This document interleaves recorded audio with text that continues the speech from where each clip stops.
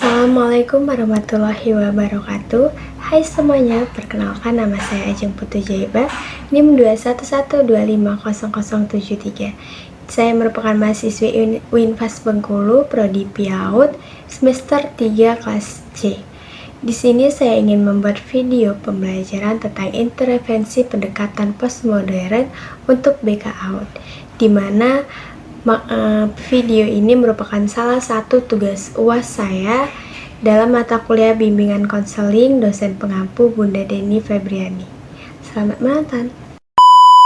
Yang pertama itu adalah pengertian postmodern, di mana pendekatan atau terapi yang bertujuan untuk menciptakan sebuah konteks di mana konseling dapat menciptakan cerita baru yang menyoroti wujud kebiasaan mereka. Menurut Corey juga menjelaskan bahwa pada pendekatan ini, konselor menyediakan kesempatan bagi konseli untuk mendonstruksi cerita dominan yang mereka bawa pada saat konseling.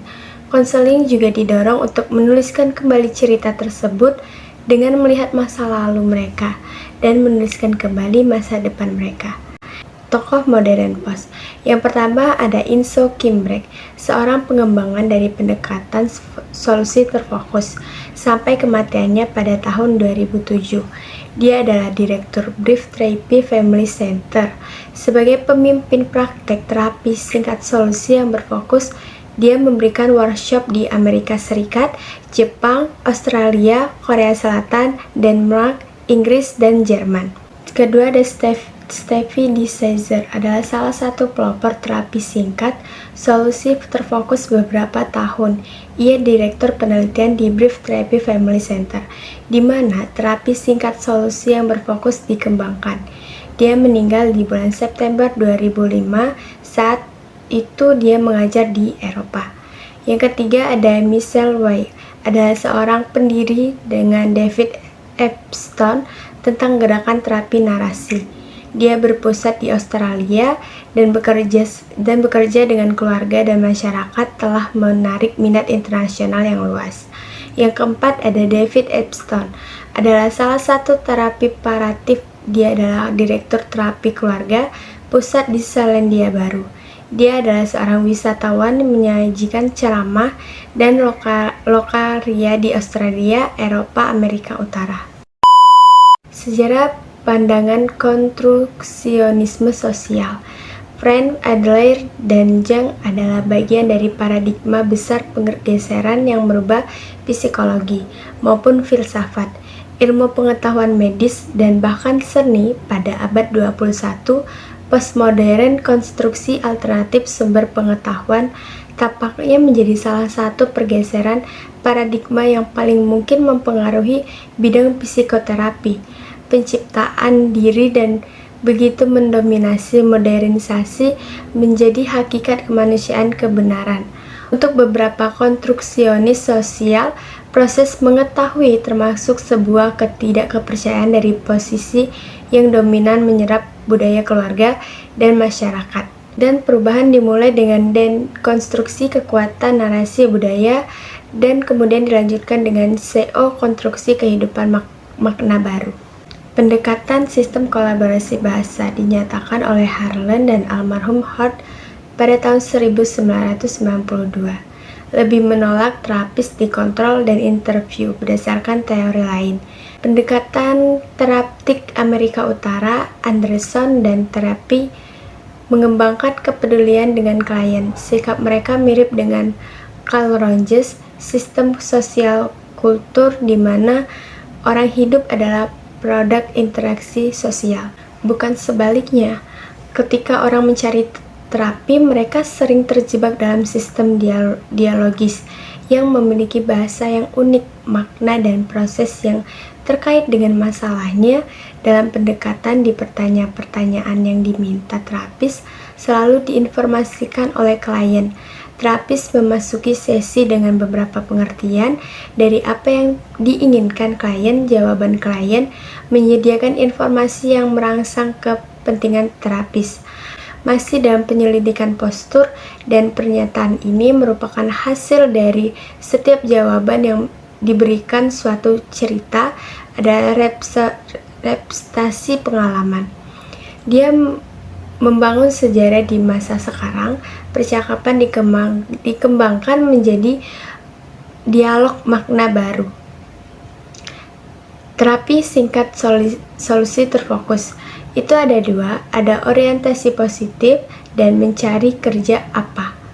Yang pertama ada orientasi positif, di mana solusi yang berfokus pada terapi singkat atau biasa disebut dengan SFBT didasarkan pada asumsi bahwa orang-orang yang sehat dan berkompeten memiliki kemampuan untuk membangun solusi yang dapat meningkatkan kehidupan mereka. Proses terapeutik menyediakan suatu konteks di mana individu fokus pada pemulihan dan menciptakan solusi, bukan menceritakan masalah mereka. Yang kedua adalah mencari kerja apa. Individu membawa cerita untuk terapi, beberapa digunakan untuk membenarkan keyakinan kehidupan mereka data tidak dapat diubah, atau lebih buruk lagi bahwa hidup akan bergerak semakin jauh dari tujuan mereka. Terapis yang berfokus solusi singkat membantu klien dalam memberi perhatian pada pengecualian untuk pola masalah mereka. Selanjutnya ada asumsi dasar pemandu praktik.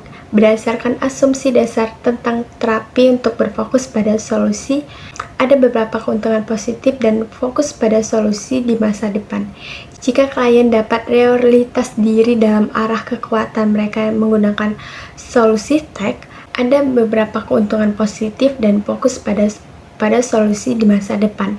Jika klien dapat realitas diri dalam arah kekuatan mereka menggunakan solusi tag, ada kesemuatan baik terapi. Dalam singkat, orang yang datang untuk terapi memang mereka memiliki kemampuan cara bertindak secara efektif, mengenali mereka telah beruntusan dengan masalah.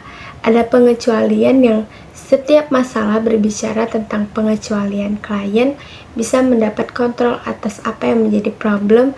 Klien sering hadir hanya satu sisi dari diri mereka sendiri. Solusi terapis berfokus mengundang klien untuk memeriksa sisi lain dari cerita yang mereka sajikan. Perubahan kecil membuka jalan bagi perubahan yang lebih besar. Klien ingin mengubah, memiliki kapasitas untuk perubahan dan melakukan yang terbaik untuk mereka perubahan terjadi. Yang pertama ada konsep terapi terfokus, di mana fokus adalah salah satu jenis introspektif khusus yang dapat memecahkan permasalahan individu karena merasa kebutuhan hidupnya tidak terpenuhi. Pemasalahan diri sendiri dan kemampuan penorganisasian kognitif merupakan satu keuntungan tambahan. 1. Tujuan terapi fokus. Pertama adalah pemahaman diri sendiri atau biasanya disebut dengan introspeksi. 2. Perorganisasian cara berpikir kognitif lebih logis atau rasional. Ketiga, mengubah perilaku yang tidak sehat menjadi sehat. Keempat, memulihkan indera perasa pada suatu kegiatan yang lebih terbuka dan optimal. Kelima, membantu klien membangun visi yang dipilih untuk masa depan mereka. Keenam, membantu klien membawa kesukaan sekecil apapun dalam kesadaran mereka. Ketujuh, membantu klien mengulang keberhasilan yang pernah mereka lakukan. Ada tahap teori fokus, itu ada 3. Yang pertama, structure bond. Pada tahap ini, pengalaman implisit perlu bagi interaksi yang berjalan dengan lingkungan yang tidak berfungsi. Yang kedua, ada parturen, memuaskan perhatian pada indera perasa. Tahapan yang memuaskan perhatian dan pikiran. Ketiga, ada naset, ketika tujuan-tujuan yang ada tidak bekerja sebagaimana mestinya. Pada dua tahapan awal meningkatkan kembali kapasitas mereka agar berfungsi dalam interaksi dengan kejadian yang sedang dialami. 3, ada teknik-teknik terapi SFBD. Yang pertama, perubahan sebelum terapi. 2, pertanyaan ajaib. 3, pertanyaan kekecualian. 4, mengatasi pertanyaan. 5, umpan balik konselor pada klien. Dan 6 adalah penghentian. Proses konseling SFBT menekankan pentingnya menciptakan hubungan kerja sama dalam terapi dalam memandangnya sebagai kebutuhan untuk keberhasilan terapi. Singkatnya, hubungan komparatif dan kolaborasi cenderung akan menjadikan lebih efektif daripada hubungan yang bersifat hierarkis di dalam terapi. Konsep dasar naratif terapi. Terapi naratif dianjurkan untuk membangun pendekatan kolaboratif dengan minat khusus pada klien dengan cara yang pertama mendengarkan cerita-cerita yang untuk mencari tahu dalam kehidupan klien. 2. Menggunakan pertanyaan sebagai cara untuk melibatkan klien. Salah satunya adalah peran stories atau mendengarkan dengan an open mic. Tujuan naratif terapi membawa konseling agar dapat menggambarkan pengalaman mereka dalam bahasa baru dan segar. Dalam hal ini dilakukan sampai klien menemukan pandangan baru, bahasa baru. Ini mungkin klien untuk mengembangkan makna baru bagi pikiran yang bermasalah perasaan dan perilaku. Fungsi dan peran terapis naratif terapi. Yang pertama ada fungsi untuk menanyakan pertanyaan-pertanyaan dari klien dan berdasarkan pada jawaban menghasilkan pertanyaan lebih lanjut. Peran itu ada 3. Pertama, membantu klien membangunkan alur cerita pilihan. Kedua, membantu klien mendapatkan kembali kehidupan mereka. Yang terakhir, membantu konseling mengidentifikasi hasil yang unik. Proses naratif terapi yang pertama adalah berkolaborasi dengan klien untuk datang dengan nama yang dapat diterima kebersamaan untuk masalah tersebut. 2. Melambangkan masalah dan menggabungkan pada keinginan yang menekankan dan strategi untuk masalah tersebut. 3. Menyelidiki bagaimana masalah telah manggung. 4. Mintalah klien untuk melihat ceritanya dari perspektif yang berbeda dengan menawarkan makna. Yang kelima, temukan saat-saat klien ketika tidak dominasi atau berkecil hati oleh masalah tersebut. Menemukan bukti historis. Selanjutnya meminta klien untuk berspekulasi. Terakhir, menemukan atau menciptakan audiens untuk memahami dan mendukung cerita baru. Kelebihan dan kelemahan naratif terapi.